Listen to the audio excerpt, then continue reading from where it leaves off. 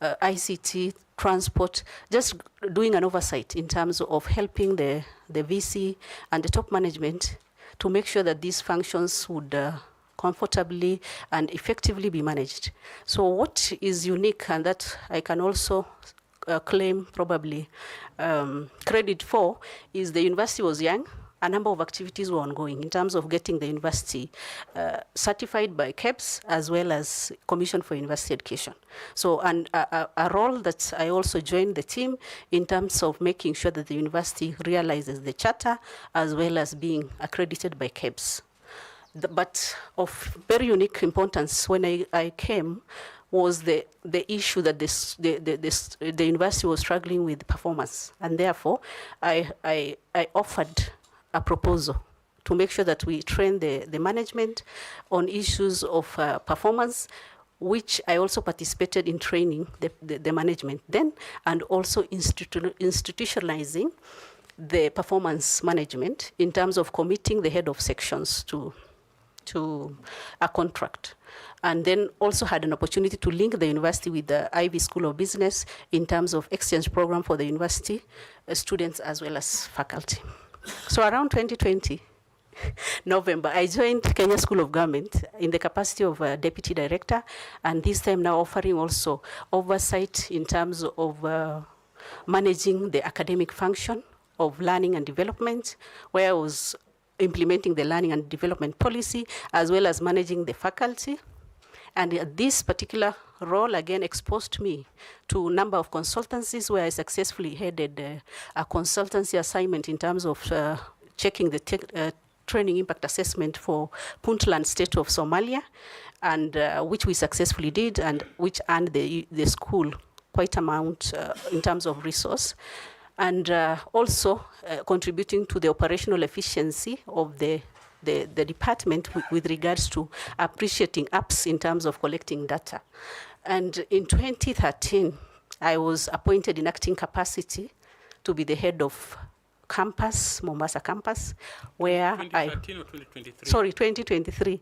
I was appointed as acting director and sent to Mombasa campus to oversee both admin and finance, and admin and academic function then. And I think that is where I am as at yesterday, when I got my confirmations later. So I am now not acting, but the director of the campus. And yeah, I think there is, I can probably share as we progress in the discussion. Thank you so much. Having just gotten your confirmation, do you still want to go on with this interview? Yes, Chair, because this is a higher calling. Okay. Of representing the public at a higher level, so I would not mind if given the opportunity. Okay. Yes. Have you had a relative of yours interviewed? Yes, Dr. Ido. Dr. Ido? Yes. Who is he to you? Ido is my spouse. Okay, your husband. Yes. Okay, thank you. Madam Linda, please proceed. And sorry, Chair, I forgot to say I was also awarded a scholarship by Dutch government to pursue PhD, which is currently ongoing at Wageningen University of Research. Thank you. You're going to be double PhD? Likely. Excellent. Yeah. Congratulations. Thank you. Asante. Thank you, Chairman. Dr. Rukia, yours is an inspiration to many women out there. And congratulations. Thank you for being confirmed as a director at KSG. So aside from that, and with all these great experience that you've had, what skills and competencies are you bringing into IEBC? Thank you, Madam Kome. First is strategy, because that is my area, and leadership, because I've already served in different leadership roles.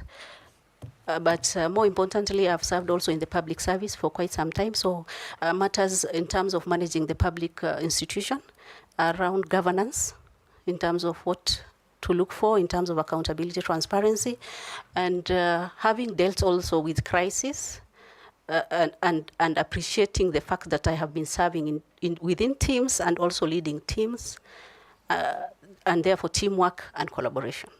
Yeah. Your personal attributes? Team player, interpersonal relations, so I could relate with somebody across cadre, across race, and also patient and resilient, because you can see how far I've come and the challenges I had to withstand. So resilience and a bit of commitment to cause. Thanks. Have you ever been bribed? IEBC is a high stake and high pressure working environment. Have you ever been bribed because this kind of things you will come about them in this area? Well, I don't know how to put it, but I would probably attribute to probably corruption or bribe, but with interactions at the as the director at the campus, I was dealing with also supply issues. So at some point, somebody would say, you know, my pay has been processed, so I would want to appreciate you. An offer that I would stand my ground, that I was doing my duty and therefore do not want to be appreciated in any form. Yeah, probably that could be one scenario I would share. All right. Thank you. Thank you. Thank you so much, Daktari. I wish you the very best. Thank you. Thank you, Chairman. Thank you. Madam Carol. Thank you, Chairman. Dr. Rukia, Yes. boundary delimitation is one of the mandate of the IBC, and the Constitution has set out the criteria and the procedure that IBC should use when carrying out boundaries delimitation. However, it is one of those contentious issues that may cause tensions whenever it is being done, whenever IBC is undertaking boundaries delimitation. Should you become appointed as a member of the IBC, how would you ensure that the process adheres to the constitutional principles while mitigating political tensions? Thank you so much, Madam Caroline. I want to concur with you that this is a contentious issue, that but critical because of the need for people to have their representation.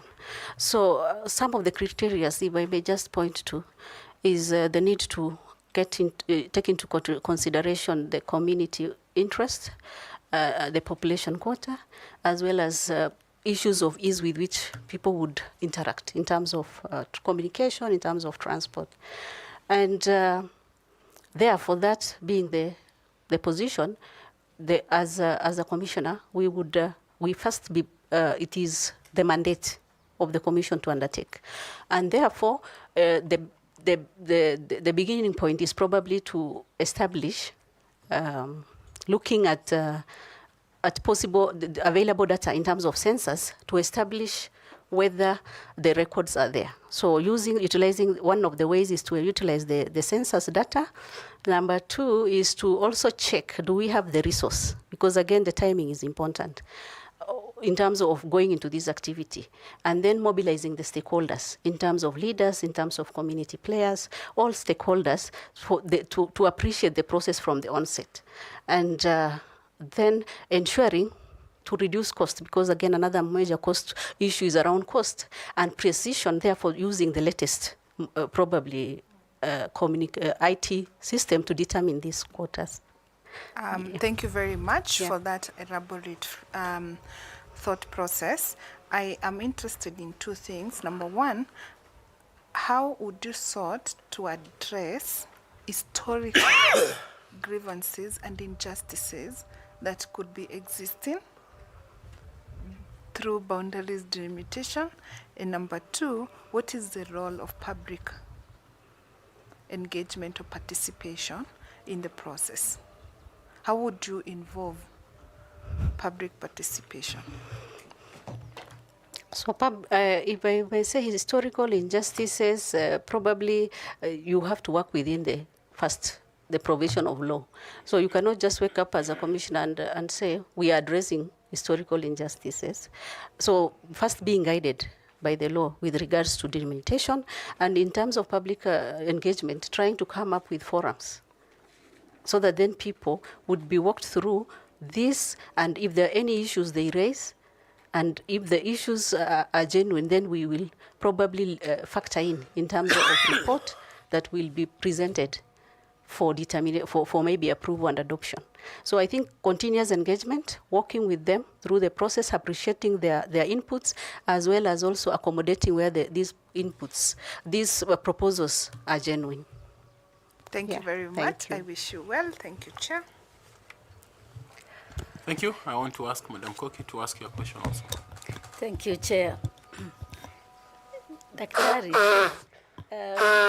the Elections Act at Section 39 provides a very elaborate legal framework for determination and declaration of results at the polling station, and the transmission of the same, of the transmission of the results. And I believe that you have participated in elections, you have voted, and perhaps I hope you have observed or seen how the process is. Can you just sequentially tell the panel that framework of after the closing of the polling session for voting, and then transitioning it to counting and all the way to the transmission of results, telling us which results are declared or announced at the polling station and why, and so on. Just step by step, walk us through that process. Okay, thank you, Ambassador Koki. I want to say that first I presided over the referendum of 2005, and therefore some interactions with the process. And with regards to the management of votes and the occurrence in terms of voting, in terms of tallying and transmission of the results. So I immediately after the close of the polling station, there will be tallying and there will be counting of the votes at the station, where all the different rolls, papers or ballot papers are opened and transparently counted. Beginning with which? The MCA, the member of National Assembly, the member of County Assembly, then there is gubernatorial, then there is the senatorial, then there is the senatorial, the women rep, as well as the gubernatorial, and then the presidential. So all this will be probably opened sequentially, starting with maybe the member of County Assembly, opened, counted, tallied, and recorded, and then we move to the member of Parliament. When they are opened, counted, and tallied, they are only recorded. No, before you move to the. They are tallied, counted, tallied, and then announced. Recorded and announced. Then we have the one for member of county member of Parliament, which is also opened, counted, tallied, announced, and reported, and recorded in recorded and then announced.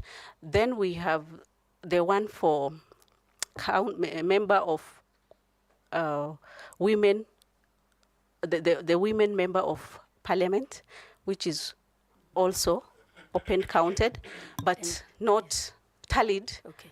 But open and counted at that and announced, but the tallying will happen at the constituency, at the county level.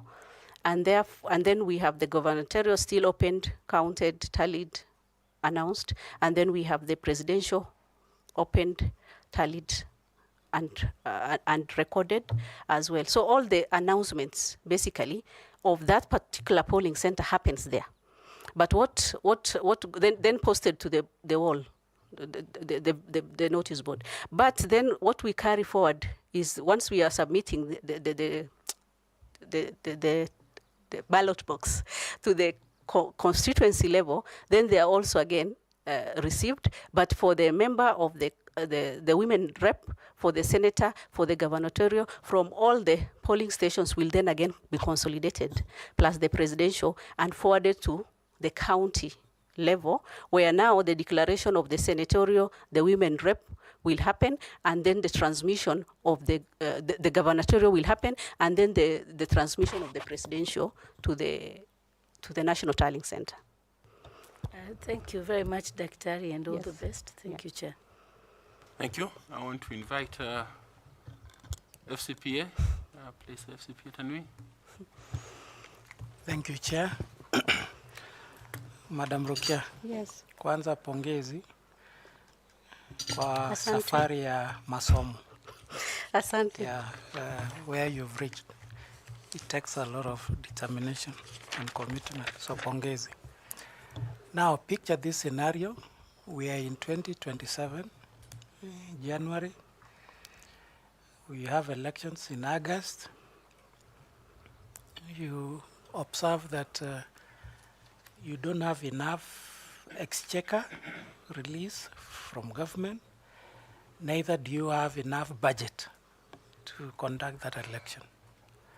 As a commissioner, what proactive policy interventions would you put in place to mitigate that scenario come 2027? Thank you. Thank you, FCPA Tanui. I appreciate we are time-bound in terms of progression to the election times, and the challenge of the finance is at hand, and therefore the best policy interventions that I would recommend as a commissioner is having a multi-year budget that is actually committed, so that then at no one point the commission will find itself in terms of not being able to be facilitated. Then we have the process of this approval of the budget happening and being an assignment or a role of the parliament.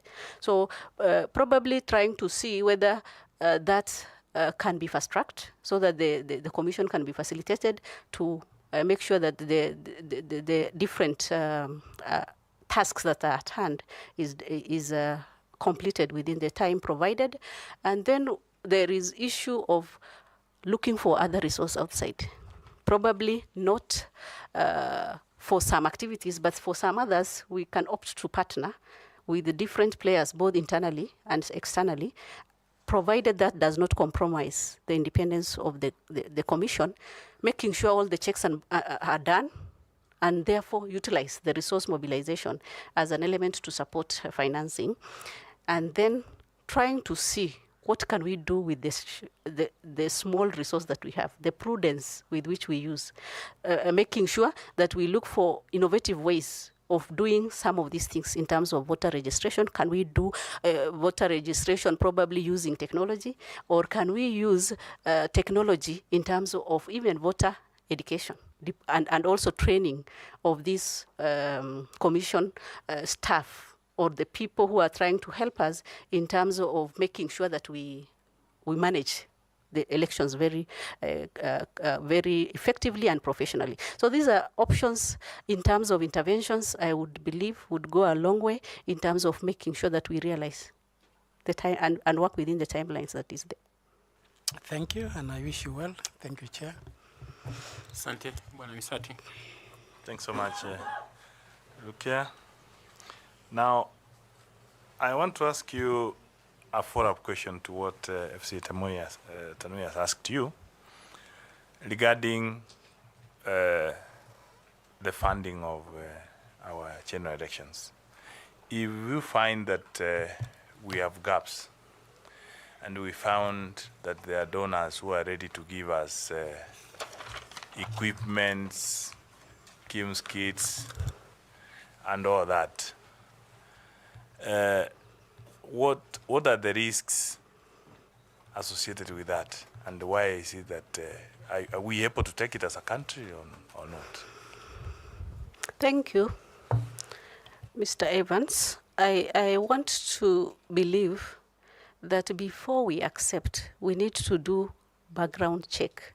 But does it first even, that support we are given, for example, in this case, you are talking of equipment, is it even compatible?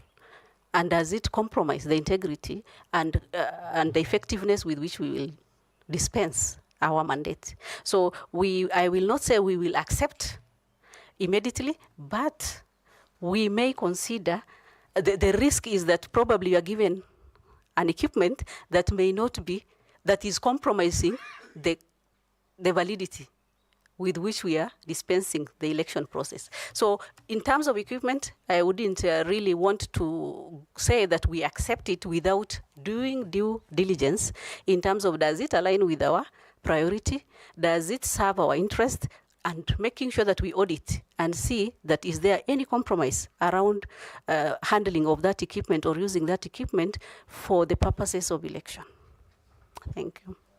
So what are some of the items that, or other activities that the donors can support IEBC to carry out? I would say maybe voter education, because that again probably does not actually compromise much in terms of the heftiness of the support we are seeking, because again, already some of the CSOs, government would, non-government organizations can be partnered with the commission to ensure that the voter education happens.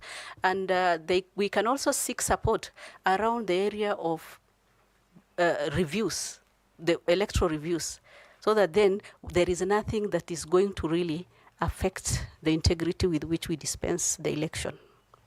Thanks so much, and I wish you all the best. Thank you. Thank you. I ask Fatuma, please. Thank you, Chairman. Dr. Rukia, Yes. let me take this opportunity to thank you for the good work and the trail and the good work that you've shown to the girls of the North. I'm sure I knew they would see a very good example. So thank you. Thank you. Would you please tell the panel, what do you think are the gaps in the voter registration process for marginalized groups like pastoralists and people living with disability, and how would you address them? What do you think are the gaps, and how would you address them? Thank you, Madam Fatuma.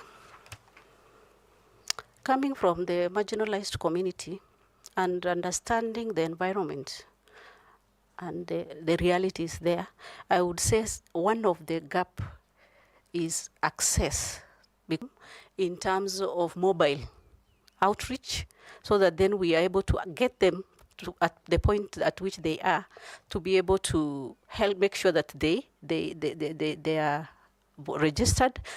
Secondly, majority are again not really to the level of literacy that we expect. Therefore, the need to translate those materials into a language that is known and appreciated by those communities.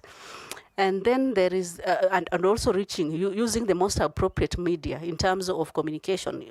In this case, I appreciate now, to large extent, there is availability of radio and local vernacular radios. So through this, I think we can be able to reach and get them register.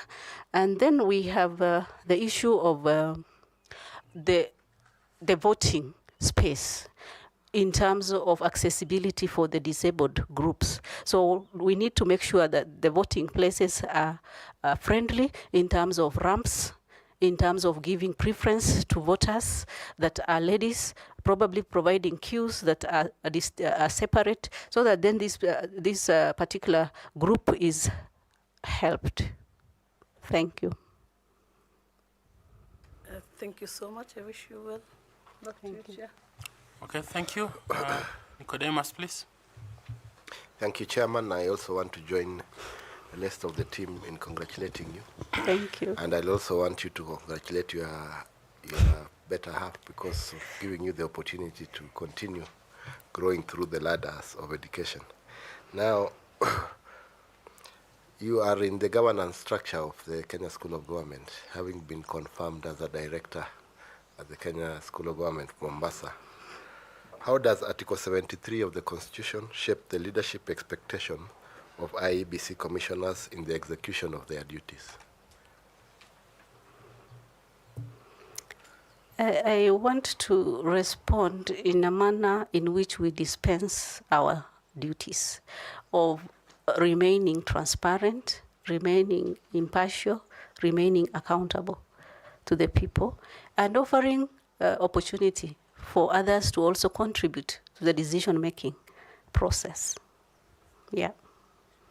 And you have also indicated in your CV that you are a gender, can we say you have undertaken a lot of gender mainstreaming. Yes. What innovative approaches have you used in your gender mainstreaming work that could be adopted to improve IEBC's inclusivity, especially for marginalized groups such as women, youth, and persons living with a disability? Thank you. I did a number of consultancies. I am not an expert in gender, but I participated in gender mainstreaming process as part of the consultant. And therefore, what we were doing, these are programs that and projects that are community managed. Some are just businesses where people came together and funded by donors, and therefore the need to mainstream the gender in all the activities that is planned. And we did a review of those programs and also trained the business holders in terms of what are the best practices to make sure that both all genders are represented, to make sure that budgets are also gender sensitive in terms of providing provisions in terms of that sensitivity around budgeting when you're planning, and that is aimed at making sure that there is inclusivity across board, whether disabled, whether it's a lady, whether it's a youth.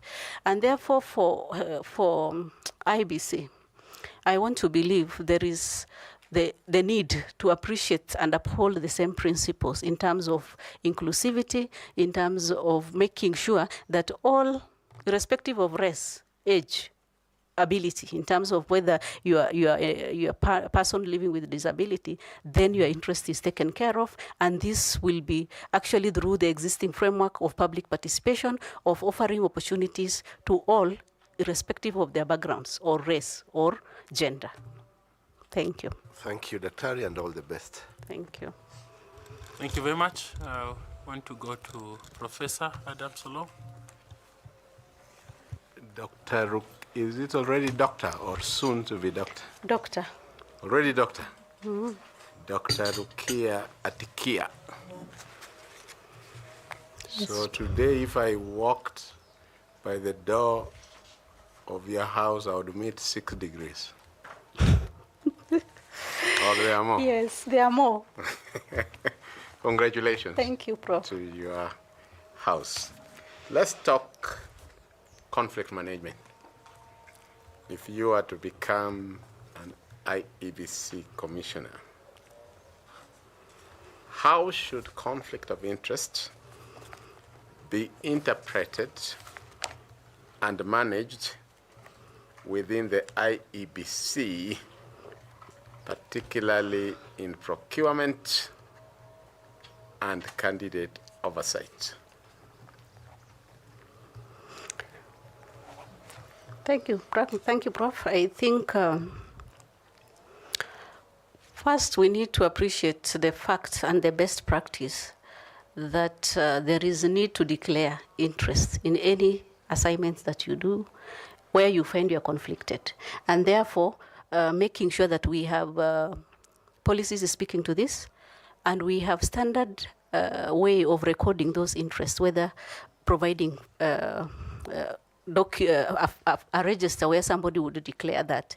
So in terms of procurement, I think we can propose, I can think of code of conduct in the manner in which procurement is done within the organization, so that then these procurement officers are subjected to signing these codes and enforcing in case of breach.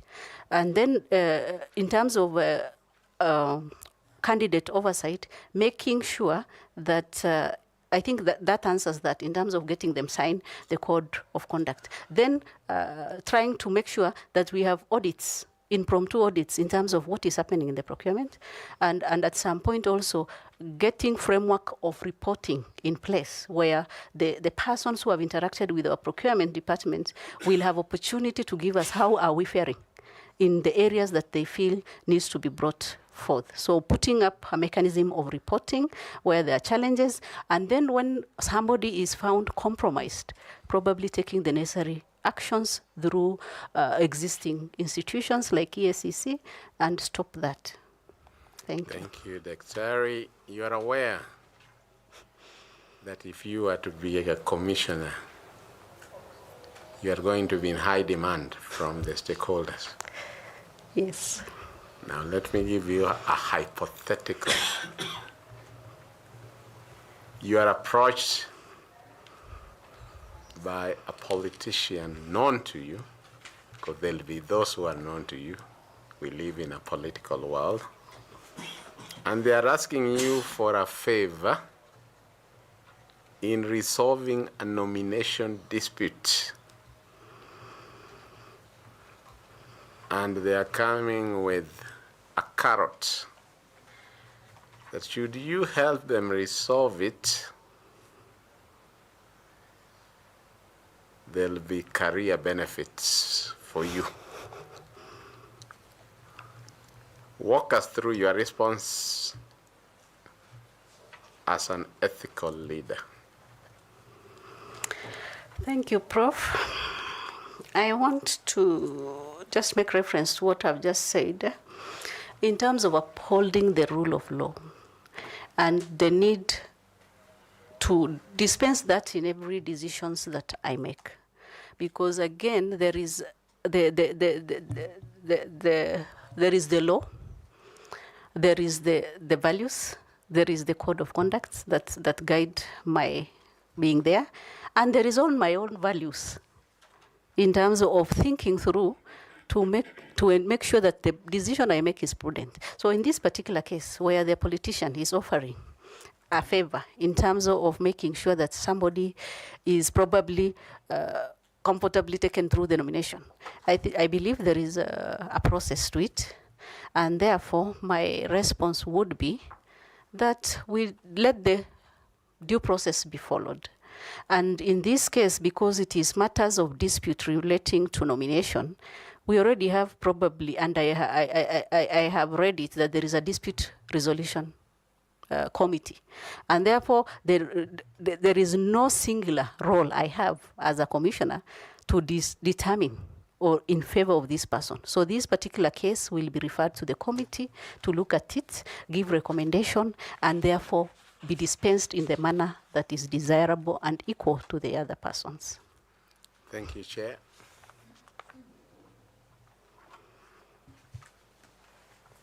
Okay. Prof, do you still want to continue? Yes, Dr. Rukia, this is the time that the chair asks us to give you some high school questions. And we normally start from where you have experience in.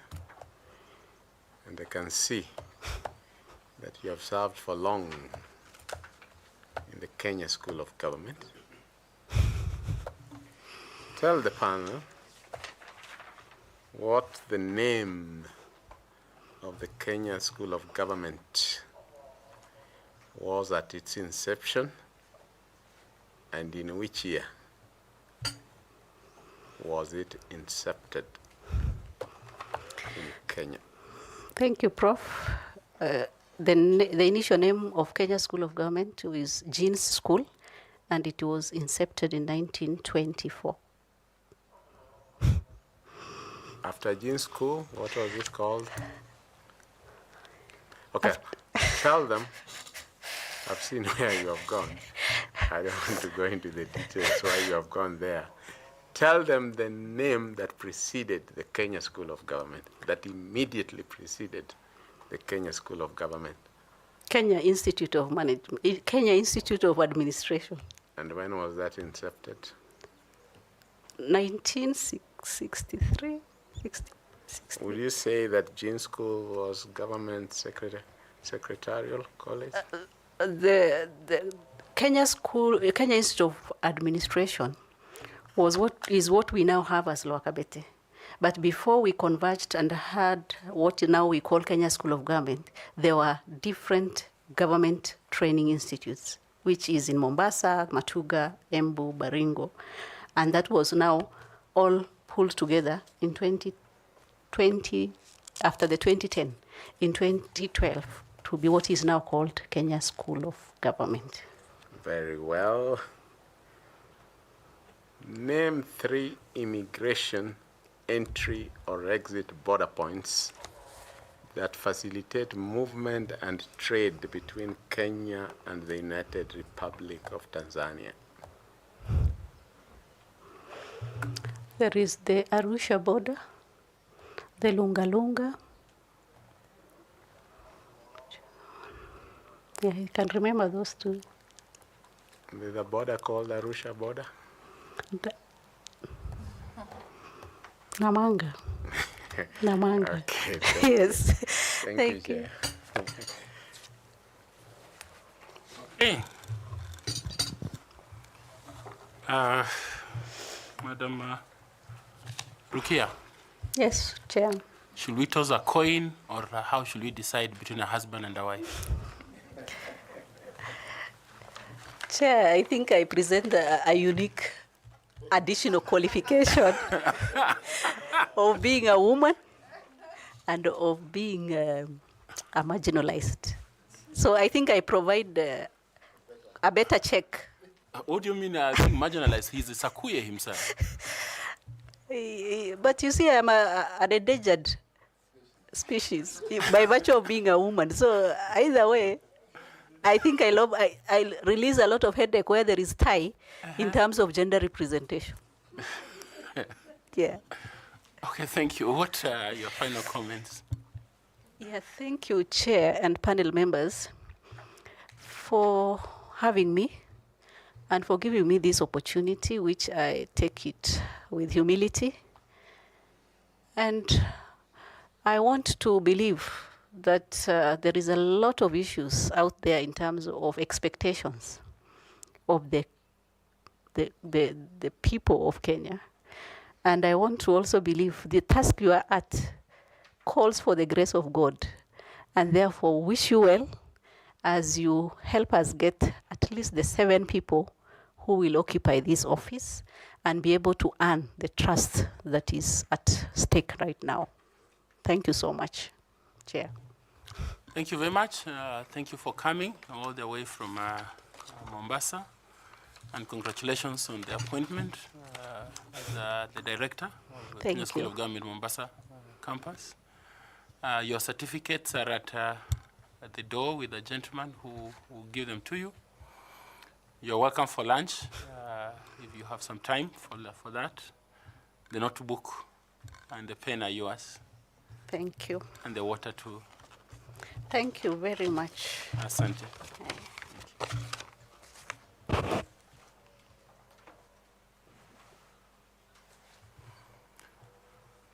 Okay, do you have the next candidate? Yes, do. We agreed. We agreed to finish.